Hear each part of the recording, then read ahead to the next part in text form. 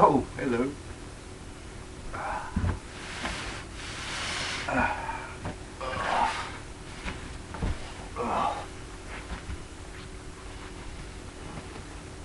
I'm Howlermouse, and welcome to stately Mouse Manor.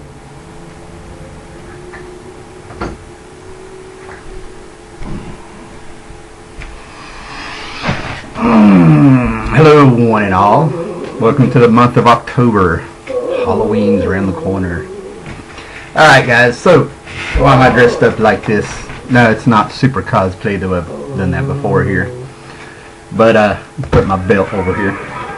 Runningwithcomics has hit 700 subscribers, and he's decided to run a contest. And he came with a couple of questions, and if you dress up, you get an extra name in the hat.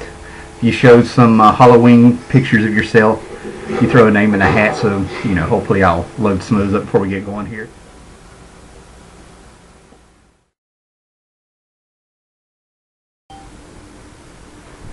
Yeah, look it up, that's right. What's up out there, guys?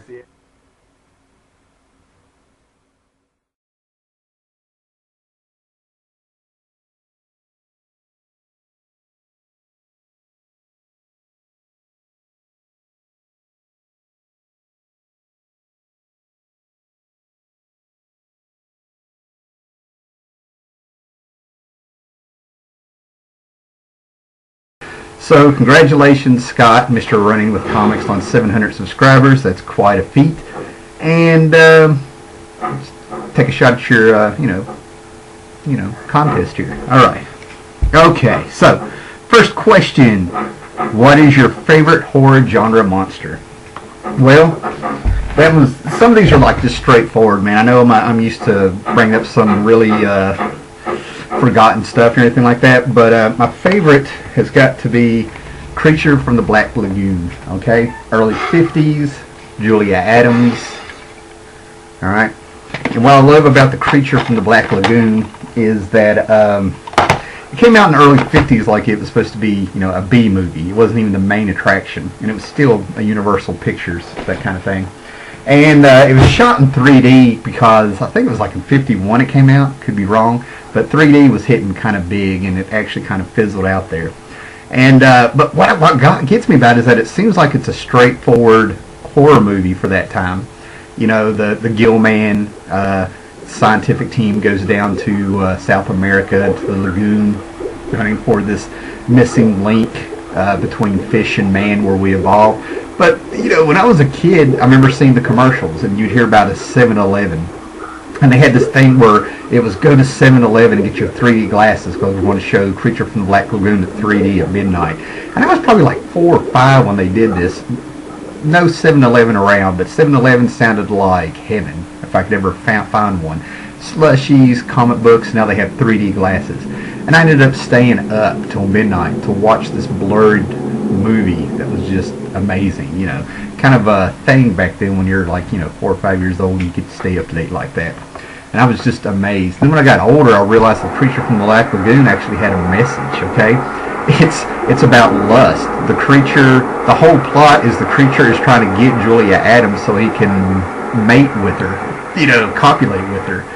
So it's the Creature from the Black Lagoon is actually our primordial prehistoric lust that we're fighting. You know, he just grabs the girl and he just wants the girl, and that's all it is. He even like takes her to where like there's this table spread out to put her on and stuff, you know, made out of rock and stuff like that. And I'm like, am I seeing this? You know, there's some sexual undertones there, you know. And I was just like, and you know, coming out of the 40s and the 50s, you know, so much taboo in that stuff, you know. Alright, so next comes the next question. What was your favorite Halloween costume from your past? When I was a kid, Halloween was elbow-to-elbow kids everywhere, and they had the mask you couldn't see through, and had the rubber band, and everybody was like, wait for me, and it would snap. But I think all but one time I made my costumes when I was a kid, and my stepdad would paint my face. I actually spent each year looking forward to Halloween so I could be each member of KISS. It was nothing but Star Wars and KISS back then. and then like you'd have a mask like Sigmund and the Sea Monster, and then the costume would be this plastic like jumpsuit with one little tie on the back, and it'd be a picture of Sigmund. You know, those were the costumes. You see all kinds of Batman and stuff floating around, but they'd have their jackets over their costume. But yeah, probably Gene Simmons' Kiss. And just you know, I was probably married for 1 or 2 years, and my ex-wife was sort of wealthy, so I don't think she ever really made her own costumes. But I went to Big Lots and I got these styrofoam skulls, and then I found some black and white paint, and I found a cheap wig, and I ended up going into the bathroom with her, and I think it was my brother, like, what's he doing? Because we were going to a costume party. And I walked out and I had made this Gene Simmons the Demon makeup get up, put each skull on there, and had 2 of my belts making a big X, and found a little piece of chain, and then I had a cape, you know, the Dracula cape. And they were just like, he did it. And we went to the costume party, and they had some foreign exchange students from, where were they from? Sweden, maybe? And they don't have Halloween over there. So they were digging this. They all went out and got M&M costumes, and one guy dressed up like a vampire. And I walked in, and everybody just got nervous because, like, it was a presence when I walked in. Okay, what is your favorite horror film or series? Man, this was a hard one, man. And again, I'm not going all, you know, deep and stuff like that. I can name some really rare movies with no horror, the Hammer films and all this stuff. And actually, I didn't really get into the horror until, oh my God, when was it? Probably the late 90s. I just, you know, was not into horror so much, except for Vamp and this one, Fright Night. Okay, Fright Night it's got to be my favorite one because it kind of pays homage to those old the horror hosts, you know, like Elvira and Vampira, and I can't think of the rest of them. And then it also, you know, went back to the Hammer movies, and then it was this, like, you know, the boy and the girl and the creepy neighbor next door. Just kind of brought everything that was kind of cool to them to this. All right, so Fright Night. Okay, if you could dress up as any villain for Halloween, who would it be? Black Adam, besides the Riddler. And if I could dress up like a hero, probably King Marvel. Okay, King Marvel is from Kingdom Come. It's Captain Marvel Jr. grown up. And Kingdom Come was the series that was set, you know, 20 years in DC's future, that by Alex Ross and Mark Waid. But there was always this rumor that Elvis Presley was a fan of Captain Marvel Jr., so when he got the jumpsuit in the 70s with the big collar and the cape, he had based it on Captain Marvel Jr. So in the comic book, they designed Captain Marvel Jr.'s costume, now that he's grown up and became King Marvel, to look like Elvis's costume from the 70s. I always thought that was pretty cool. Okay, what is your favorite horror genre book or comic novel?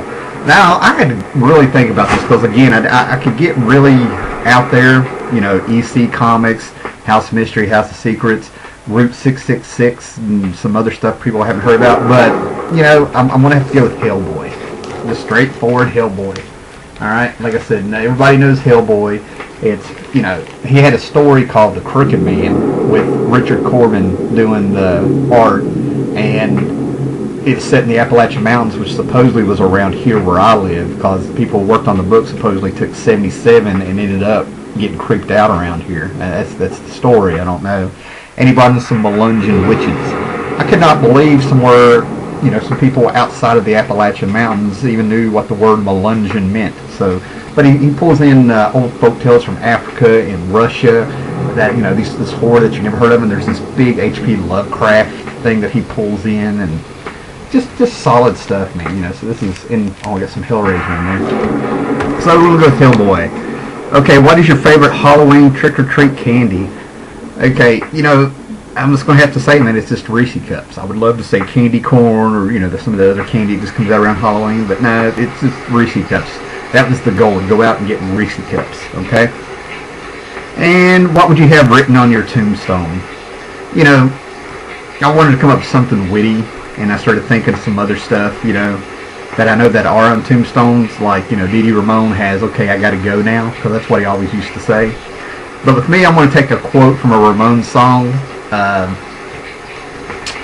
and it goes, "Every drop of blood can be so beautiful, and I was sure bleeding those drops by the bucket full." That one. That's from Strength to Endure.